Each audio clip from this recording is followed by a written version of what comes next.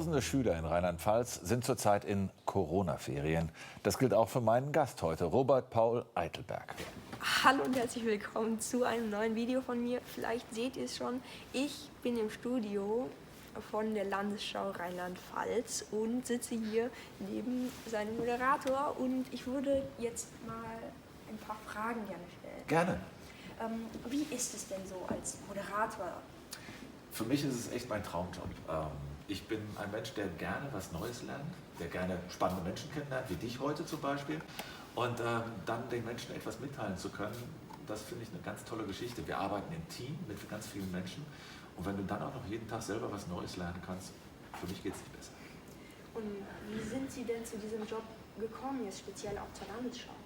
Das war ein langer Weg. Eigentlich habe ich dank einer Journalistin vom Bayerischen Rundfunk erfahren, dass man ein studienbegleitendes Stipendium bekommen kann in Sachen Journalismus von der katholischen Kirche. Und das Glück hatte ich dann, dieses Stipendium zu bekommen. Und dann habe ich während meines Sportstudiums mich auch auf Sportpublizistik und Sportjournalismus konzentriert. Und über verschiedene Wege bin ich dann hier beim SWR in Mainz gelandet und irgendwann dann auch entdeckt, dass ich gerne, wie du auch, vor der Kamera stehe. Und dann haben die Kollegen Gott sei Dank gesagt, der macht das ganz ordentlich. Und so bin ich Moderator geworden. Natürlich ist es wahrscheinlich sehr spannend, dass man immer als erstes diese gesamten News immer zu sehen bekommt, damit man sie dann in der Show auch so vortragen kann. Wie ist das, wenn man immer als erster diese gesamten News zu Gesicht bekommt? Also wir sind ja nicht die Ersten. Die News kriegen wir ja auch schon zugeliefert. Wir verarbeiten sie dann ein Stück weit. Und das ist eine ganz große Teamarbeit, da zu entscheiden, was brauchen wir denn heute in der Sendung, was wollen wir unseren Zuschauern in der Landesschau Rheinland-Pfalz heute erzählen. Und dann entstehen ja auch viele Filme mit ein bisschen Vorlauf. Viele Tage vorher muss man ja schon überlegen, wenn man einen Film machen will, dann wird er gedreht, du weißt es selber auch, dann wird geschnitten und bis er dann in der Sendung ist, manchmal geht das auch tagesaktuell. Und es ist einfach ein schönes Gefühl, jeden Tag quasi am Puls der Zeit zu sein.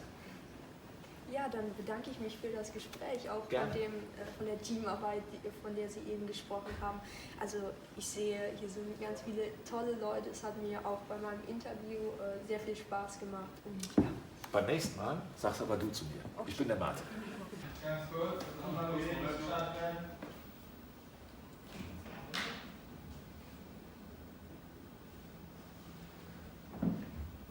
Achtung! Tausende Schüler in Rheinland-Pfalz sind zurzeit in Corona-Ferien. Das gilt auch für meinen Gast heute, Robert Paul Eitelberg. Der Westerwälder Nachwuchsschauspieler ist erst 13 Jahre alt und am Sonntagabend wird er im Tatort zu sehen sein. Und darüber werden wir auch gleich sprechen. Wieso, hä?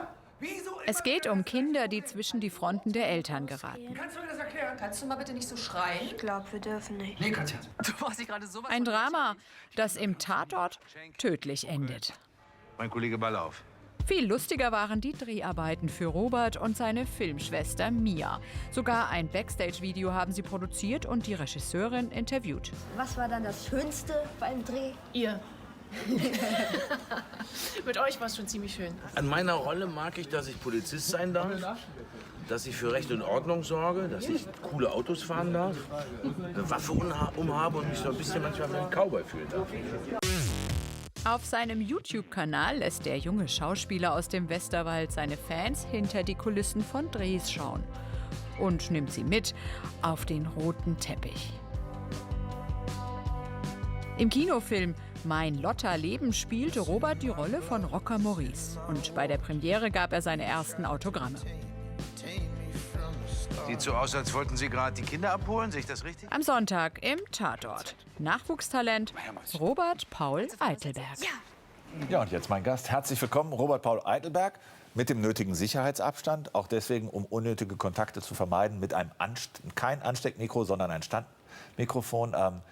Darf ich du sagen übrigens? Ja. Das freut mich sehr. Wie gehst du eigentlich mit dieser Situation, Corona-Krise, um zurzeit? Also ich bin sehr glücklich darüber, dass ich nicht wirklich betroffen bin. Also ich bin insofern betroffen, dass ich momentan keine Schule habe. Allerdings bedauere ich das jetzt weniger. Aber tauschst du dich mit deinen Kumpels auch aus ab und zu? ja, also das Internet gibt da wirklich tolle Möglichkeiten. Ja. man kann oft telefonieren und sowas. Aber so wirklich einschränken macht das Coronavirus jetzt mich nicht. Und Man kann sich nur nicht treffen, ne? Ja. Das ist einfach so ein bisschen doof. Wie ist es mit dem Schulstoff erarbeiten zu Hause? Klappt das? Ja, also bisher kamen noch nicht so viele Aufgaben, aber generell glaube ich, dass das ganz gut klappt. Am Sonntag steht auf dem Stundenplan um 20:15 Uhr Tatort gucken, oder? Ja, auf jeden Fall. Wie ist es, sich selber dann im Fernsehen zu sehen? Also es ist ein tolles Gefühl, auch gerade wenn man auf der Kinopremiere ist und sich dann wirklich riesengroß auf dieser Leinwand sieht. Ja, es ist schon ein tolles Gefühl. Und im aktuellen Tatort, da geht es ja auch um Kinder, die zwischen die Fronten von getrennten Eltern geraten. Das ist ja kein leichter Stoff. Wie ist es für dich dann, in so einer Rolle spielen zu müssen? Also wenn man wirklich in der Rolle drin ist, dann ist es natürlich ein bisschen belastend. Aber wenn man wirklich aus der Rolle wieder raus ist, dann sieht man die ganzen Leute, die Kameras und dann ist man da auch wirklich raus. Zusätzlich hatten wir auch immer eine Psychologin bei solchen Szenen am Set und das gesamte Team war einfach super nett. Wie arbeitest du dich denn in so eine Rolle dann auch rein? Weil das ist ja, zu Hause bist du ja glücklich. Ja. Und dann in so einer Situation, wie schaffst du es, dich da so reinzuarbeiten? Also das Minimum, was ich so tun kann, ist natürlich das Drehbuch wirklich lesen, mir so kleine Stichpunkte zu meiner Rolle rausschreiben und wirklich vor jedem Take mir nochmal durchgehen, in was für einer Situation ich mich gerade befinde und das hilft mir. Du hast ja auch gerade schon angesprochen, das Team sei total nett gewesen und die beiden Hauptdarsteller, Klaus Behrendt und Dietmar Bär. Also ich habe sie wirklich als zwei sehr, sehr nette Personen kennengelernt, weil man sieht sie nur so im Fernsehen, aber wenn man sie so im echten Leben auch trifft, sie sind wirklich sehr, sehr nett. Hast du sie denn auch geduzt? Durftest du oder musstest du sie siezen?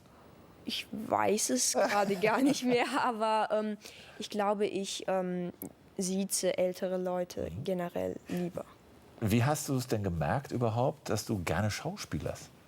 Also es war tatsächlich schon in der Grundschule so ein bisschen klar, weil mich das einfach fasziniert hat, so auf einer Bühne zu stehen und andere Leute damit zu begeistern. Und dann hat die damalige Grundschulleiterin meinen Eltern geraten, dass sie das fördern sollen. Ja. Und als ich dann auf die weiterführende Schule gegangen bin, dann habe ich erstmal einen YouTube-Kanal gemacht und danach bin ich dann in die Schauspielerei. Aber die Eltern waren eher skeptisch, oder?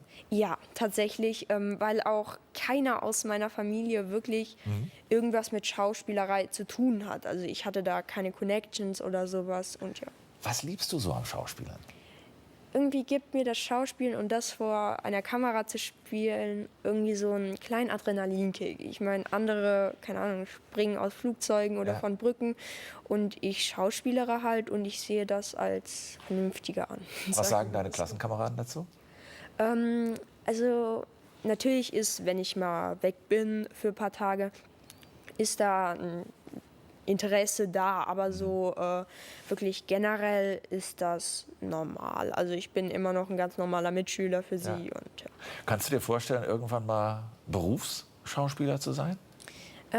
Ich glaube nicht, weil Schauspielen ist, finde ich, ein sehr, sehr tolles Hobby, aber auch ein Hobby, weil ich denke, dass man damit nicht wirklich Geld verdienen kann. Also das ist irgendwie so eine brotlose Kunst und es ist sehr schwierig, dort Fuß zu fassen. Wenn man wirklich das Glück hat, dann gerne. Also ich würde auch so gern Schauspieler werden, aber sonst nicht so. Was würdest du lieber werden, weißt du das schon? Ich glaube, ich würde gerne in die Computerrichtung gehen, also so Informatik, am besten Videospiele. Dann kann ich an dieser Stelle nur sagen, ganz, ganz herzlichen Dank für den Besuch. Sonntagabend viel Spaß beim Tatort gucken und dass hoffentlich bald auch dann wieder Dreharbeiten stattfinden können. Ja, vielen Dank. Oder nach Corona. Danke für den Besuch, Robert Paul Eidelberg. Das war es auch schon von uns nach einer wirklich außergewöhnlichen Woche, auch für uns hier in der Landesschau Rheinland-Pfalz. Ich wünsche Ihnen ein möglichst angenehmes Wochenende und bleiben Sie gesund. Machen Sie es gut. Tschüss.